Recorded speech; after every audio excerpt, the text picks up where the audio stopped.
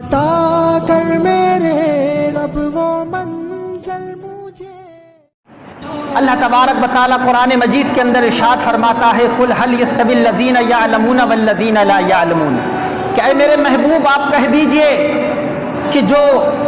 علم والے ہیں بغیر علم والے ہیں برابر ہو سکتے ہیں۔ مطلب یہ ہے کہ علم والے اور بغیر علم والے برابر نہیں ہو سکتے ہیں۔ جس کو علم دیا گیا ہے اور جو بالکل علم سے دور ہے تو وہ کس طریقے سے برابر ہو سکتے ہیں؟ جس طریقے سے تاریکی اور روشنی برابر نہیں ہو سکتے ہیں، اندھیرا اور جو ہے روشنی کے اندر ملاپ نہیں ہو سکتا ہے، برابر نہیں ہو سکتے ہیں، اسی طریقے سے بغیر علم والے اور علم والے برابر نہیں ہو سکتے ہیں۔ حدیث پاک کے اندر اللہ کے حبیب سید عالم صلی اللہ علیہ وسلم ارشاد فرماتے ہیں، حضرت ابو دردہ ایک صحابی ہیں، ان سے حدیث پاک مروی ہے، وہ فرماتے ہیں مجھ سے اللہ کے حبیب سید عالم صلی اللہ علیہ وسلم نے ارشاد فرمایا کہ اے ابو دردہ، صبح کے وقت اٹھ کر تیرا کتاب اللہ سے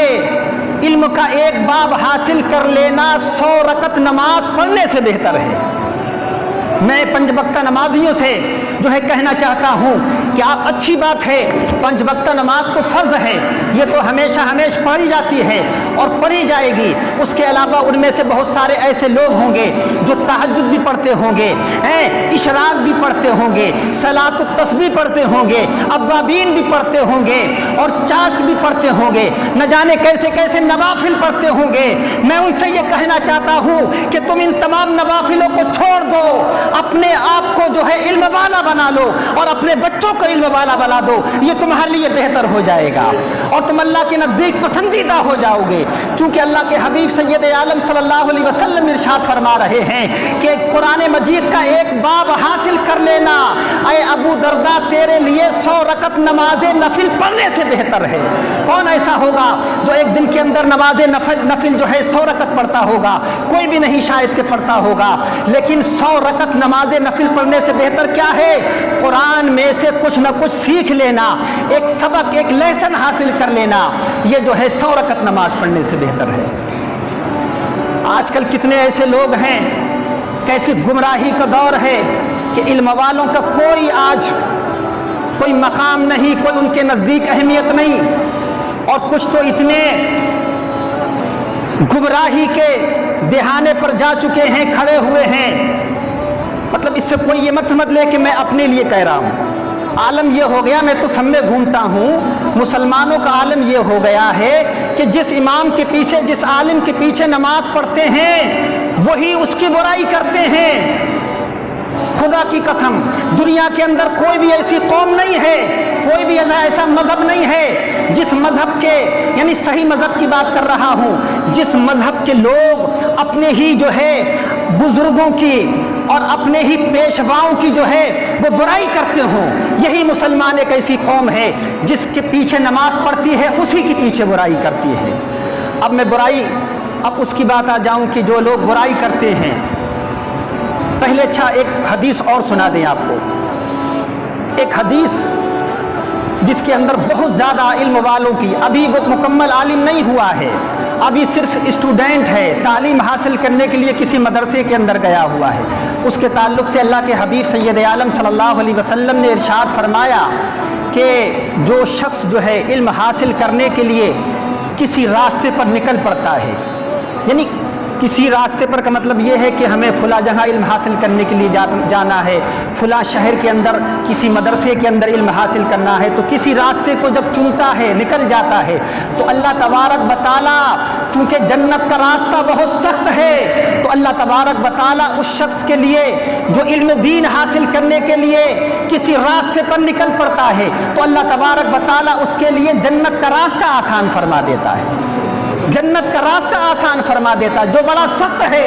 اس کو آسان فرما دیتا ہے۔ اور فرماتے ہیں حضور کہ علم حاصل کرنے والوں کے قدموں کے نیچے جب وہ جاتے ہیں،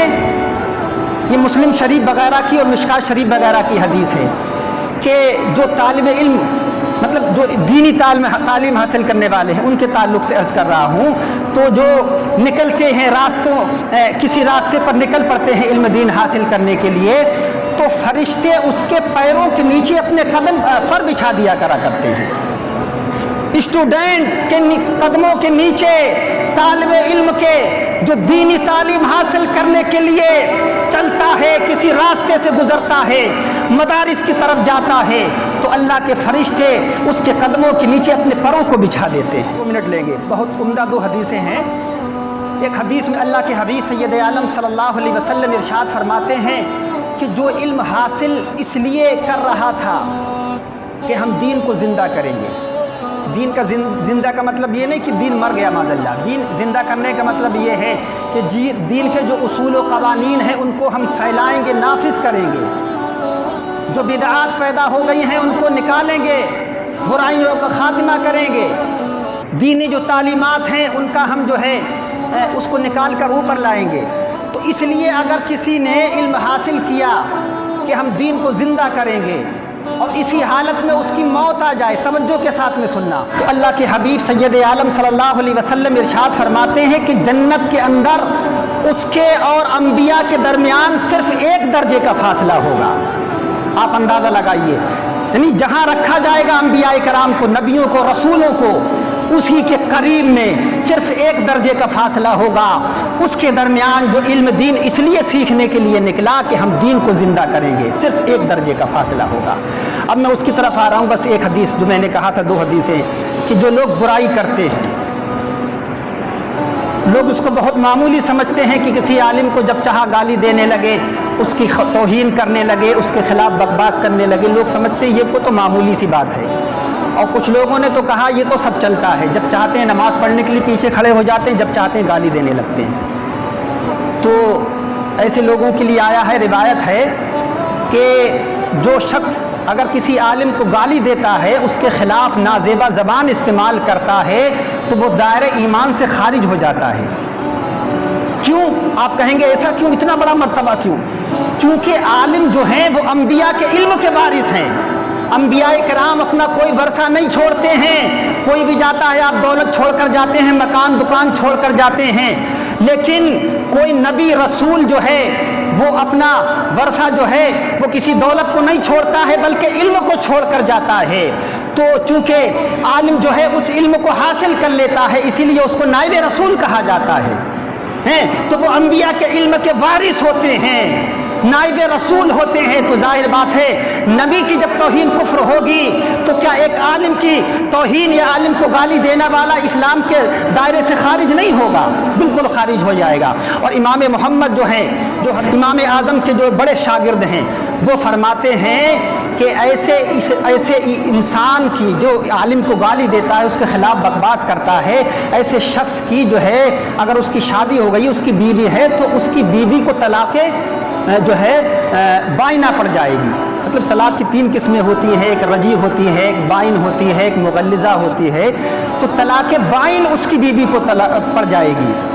ظاہر بات ہے توہین کر رہا ہے۔ اسی طریقے سے ایک حدیث جو میں اب عرض کروں، بس ختم کر رہا ہوں۔ اللہ کے حبیب سید عالم صلی اللہ علیہ وسلم ارشاد فرماتے ہیں کہ میری امت پر ان قریب ایک ایسا وقت آئے گا، ایسا وقت آئے گا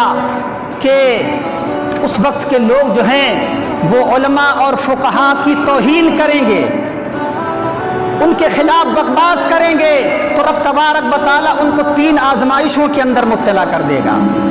پہلی آزمائش یہ کہ ان کے رزق کے اندر سے جو ہے وہ برکت ختم کر دی جائے گی، ان کے رزق کے اندر برکت نہیں ہوگی، چاہے وہ کتنا کما لیں اس کے اندر برکت نہیں ہوگی۔ اور دوسری آزمائش یہ کہ ان کے اوپر ظالم بادشاہوں کو، ظالم حاکموں کو مسلط کر دیا جائے گا۔ اور تیسری آزمائش یہ ہوگی، یعنی تیسری ان کے لیے سزا یہ ہوگی کہ جب وہ دنیا سے جائیں گے تو وہ ایمان کے ساتھ نہیں جائیں گے، ایمان ان کا چھین لیا جائے گا۔ بظاہر ان کی داڑھیاں بھی ہوں گی، نمازیں بھی ہوں گے، لیکن ان کے اندر ایمان نہیں ہوگا، بغیر ایمان کے دنیا کے اندر سے جائیں گے۔ تو میں جو عرض کر رہا تھا کہ جو میں نے بویا ہے وہی آج ہمیں کاٹنے کو مل رہا ہے۔ آج ہم نے عالموں کو خود جو ہے ذلیل و رسوا کر دیا، حالانکہ عزت دینے والا اللہ ہے، لیکن ہم نے اپنے سماج کے اندر ان کو معیوب کر کے رکھ دیا ہے۔ علم والوں کی ہمارے نزدیک کوئی قدر و منزلت نہیں ہے، ہم نے اپنے بچوں کو دینی تعلیم سے روک دیا ہے، اور وہی سبب اور وہی وجہ ہے کہ آج حکومتوں کی طرف سے آج ہمیں ان چیزوں سے روکا جا رہا ہے۔ اور اللہ تبارک و تعالی ہم سب کو جو ہے علم دین سیکھنے اور اپنے بچوں کو سکھانے کی توفیق عطا فرمائے۔ مولا کریم ہم سب کو پڑھنے کے بعد میں اس پر عمل کرنے کی بھی توفیق عطا فرمائے۔ وما علینا الا البلاغ۔ السلام علیکم ورحمۃ اللہ وبرکاتہ۔